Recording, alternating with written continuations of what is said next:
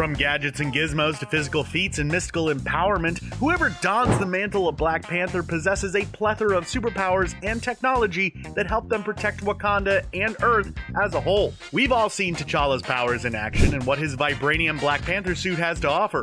But what about some of the lesser known and possibly even secret abilities the Wakandan hero possesses? Let's go ahead and dive right into it.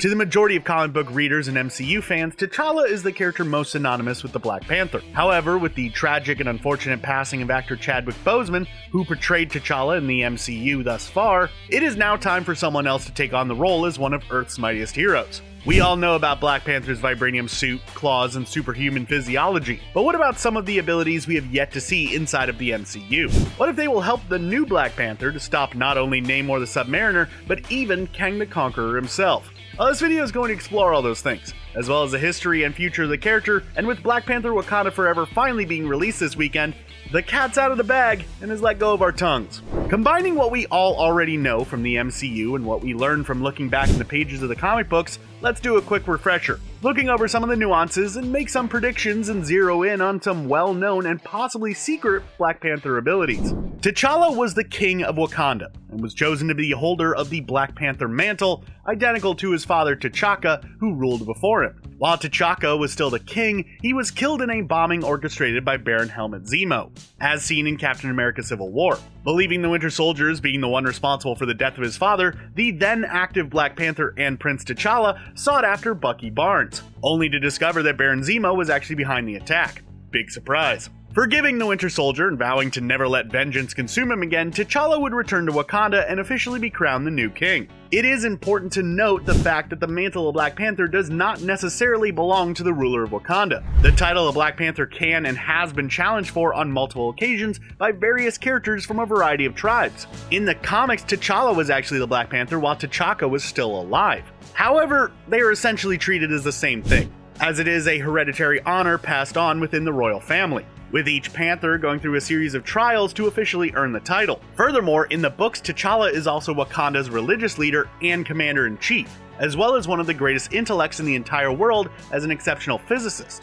As one of the most prominent members of the Avengers, Black Panther would even at one point become the main leader of the group, something many fans had anticipated for the movies before the untimely passing of Boseman. T'Challa in the comics would even marry the mutant Aurora Monroe, better known by her X-Men codename Storm, which, woefully, will also not be a theme explored within the MCU as it stands as of now. Although majorly similar and slightly different in the comics and movies, one thing T'Challa's counterparts all share in common is that ascension to Wakanda's throne sadly comes with the demise of his father T'Chaka. Focusing back in on the MCU, the recently returned and newly crowned King T'Challa would set his sights on tracking down and capturing the Vibranium thief and black market arms dealer Ulysses Klaue for stealing Vibranium among his other crimes against Wakanda. This is where we as an audience would meet T'Challa's long-forgotten cousin, Eric Killmonger. Killmonger grew up in America, became a Navy SEAL, and spent his entire life blaming T'Chaka for his father's death. However, T'Chaka only killed his brother for acts of treason, but it was still pretty awful to leave Eric behind, confused and with absolutely no explanation. Determined to lay his claim to the Wakandan throne, Killmonger would terminate the previously mentioned Ulysses Klaue himself, and deliver the criminal's body to his homeland, all before challenging his cousin for the title of king, and by proxy, Black Panther. As we all know, T'Challa would ultimately lose the duel against Killmonger and was left for dead himself. Former foe turned great ally M'Baku, leader of the Jabari tribe and commonly known as Man-Ape in the comics, would help nurse T'Challa back to health, assisting the former king in reclaiming his throne by rematching and defeating Killmonger once and for all. After becoming king once more, T'Challa would then speak to the United Nations and agree to begin sharing Wakanda's scientific and technological secrets, as well as some of their hidden wealth, with the rest of the world. Shortly after, the Avengers would recruit Black Panther and Wakanda in their efforts to thwart the Mad Titan Thanos during the events of Avengers Infinity War and Avengers Endgame. When the Avengers were unsuccessful in stopping Thanos, the first time around that is, T'Challa would be one of the many lifeforms that were snapped or blipped away for 5 years, before returning and helping to defeat alternate Thanos, ultimately saving the Earth and universe. This would be the last time we would see Black Panther T'Challa in MCU canon, other than the adventures following his Star-Lord variant in the animated series What If. But as far as live action goes, this was our last time seeing Boseman as the Black Panther on screen. This is also roughly where Black Panther Wakanda Forever picks up. With the unfortunate passing of Boseman, Wakanda Forever will introduce us to a new Black Panther who will fill the role in the MCU moving forward. There have been a handful of Black Panthers throughout Marvel's illustrious comic book history, which more than likely indicates where the plot of Wakanda Forever will take us. The earliest Panthers known in existence would be the likes of Black Panther 1 million BC, a member of the Stone Age Avengers, and the warrior shaman Bashenga, who is recognized as the second Panther and the first official king of Wakanda. During the Middle Ages, Wakanda would be ruled by their first queen, and during World War II, Azuri the Wise would become the king and Black Panther, who is also the grandfather of T'Challa himself. We have seen all sorts of Panthers, from the criminal Casper Cole, who stole the Panther suit only to become the supervillain known as White Tiger, to even cosmic and alien Panthers like T'Dogo and a Killmonger variant who was infused with a symbiote. Fun! The most prominent of these alternate Black Panthers, however, is T'Challa's sister Shuri. The only confirmed Black Panthers in MCU lore, at least up to this point, have been Bashenga, T'Challa, and Killmonger. Obviously there were others, but they weren't named yet. And this is why Shuri seems like the next logical choice. In the comics, Shuri is currently using the alias Aja Adana, coincidentally meaning the Keeper of Lore, and has spent a good amount of time as the Black Panther herself, after her brother had given up the mantle and passed on for a short while cause comics. To make a long story short, Dr. Doom at one point had attacked Wakanda and mortally wounded Black Panther. T'Challa's wife, the aforementioned X-Men Storm, took over rulership of Wakanda and requested that her sister-in-law Shuri become the new Black Panther during the time of the king's absence. An attack on Wakanda, T'Challa passing, Shuri must step up to the plate. This all sounds somewhat familiar, doesn't it?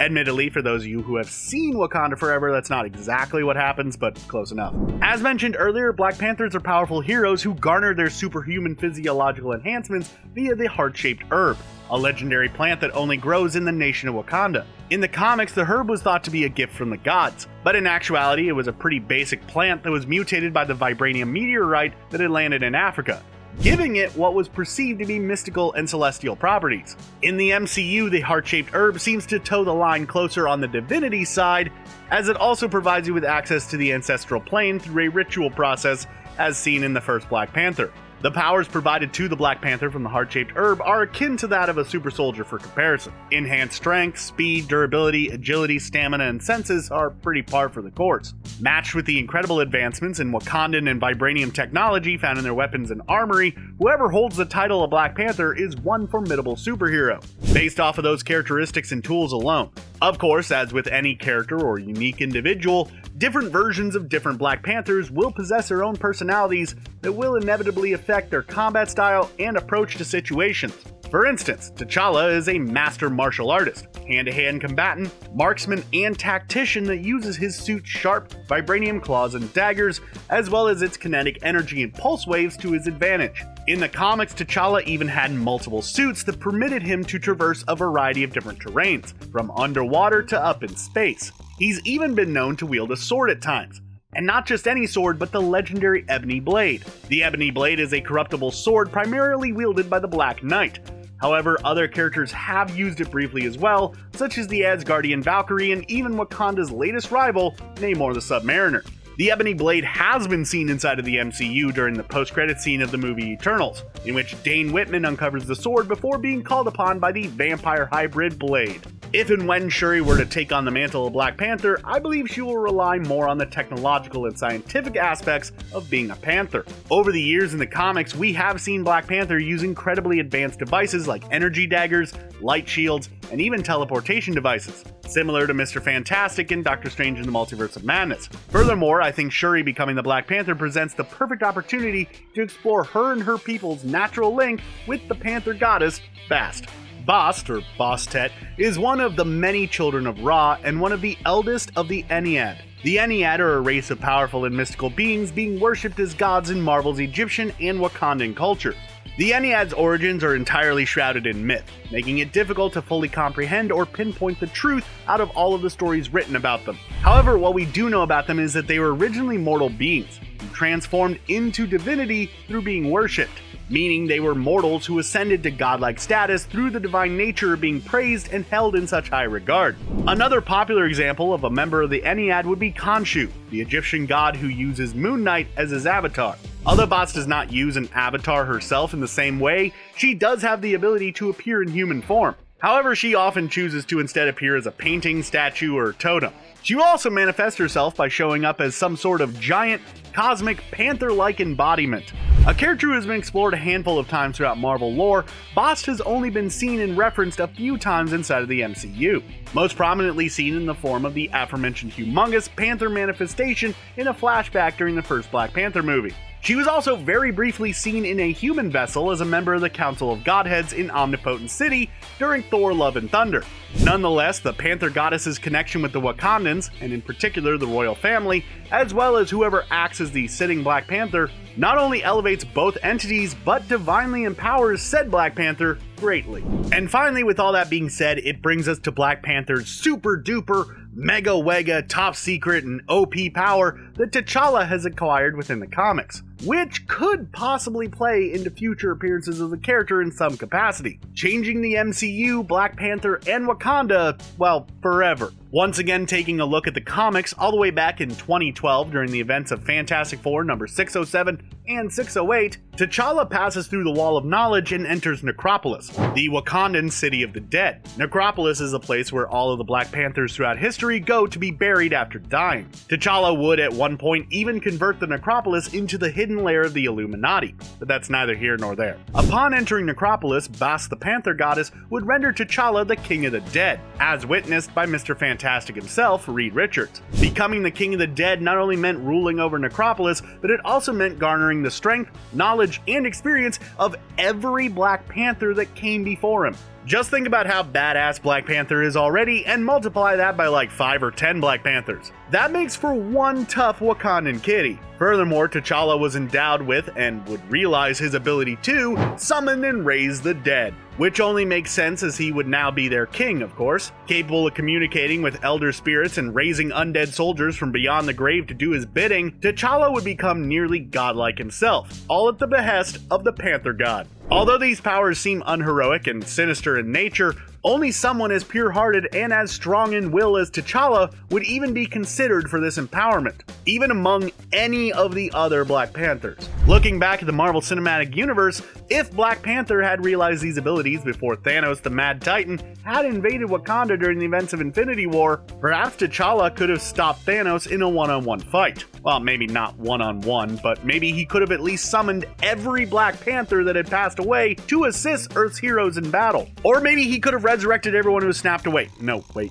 he was also snapped away, so that wouldn't really work, but you get what I'm saying. Nonetheless, something along the lines of mystical empowerment and communication with the dead could be a major plot point for the new Black Panther. Now, okay, note that as of the actual recording of this video, I haven't seen Black Panther Wakanda Forever, so this is all just going to be speculation from here on out, and if it's woefully wrong, I'm sorry.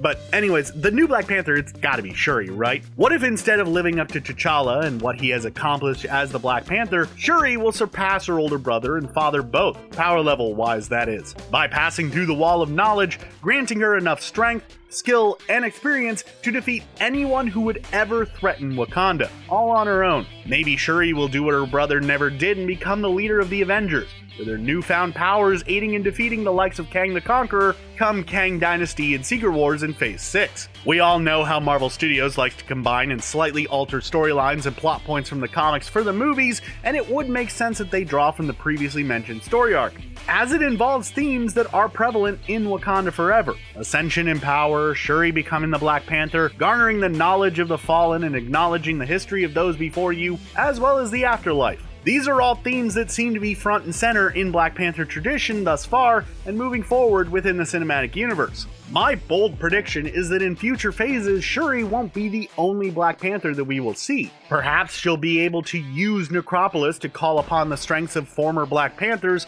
such as T'Challa, though that one might be unlikely, T'Chaka, and even Eric Killmonger. Perhaps their spirits will help motivate her in her inevitable fight against Kang. Perhaps something along those lines will happen during the events of Secret Wars, when all the heroes from across the multiverse will cross paths and old faces will surely pop up again. At the very least, I do believe that at some point she will meet with all of them in the afterlife realm. Although I must reiterate, this is purely speculation and basically fanfiction on my behalf at this point in the video. But but it would be totally awesome if any of this were to happen. I digress. No matter what is in store for the next Black Panther, we do know that major game-changing characters like Namor, Doctor Doom, and Ironheart are all being spurned off of this film franchise in some capacity. Maybe not that Doctor Doom one, but you never know. But hey, that's more than enough Marvel goodies for me, with Black Panther Wakanda Forever being the last film on the docket for Phase 4. Here's to bittersweet endings and beautiful new beginnings. And there you have it. Hopefully we have refreshed your memory, or you have learned something about Black Panther in this video, and hopefully we didn't leave anything worth mentioning out. Although I'm sure that we probably did, but nobody's perfect. Feel free to post your fan theories, reactions to Wakanda Forever, as well as anything else about Marvel's Phase 5 and 6 that you feel needs to be said in the comment section below. And lastly, don't forget to put a spoiler warning when talking about the movie. You know what to do.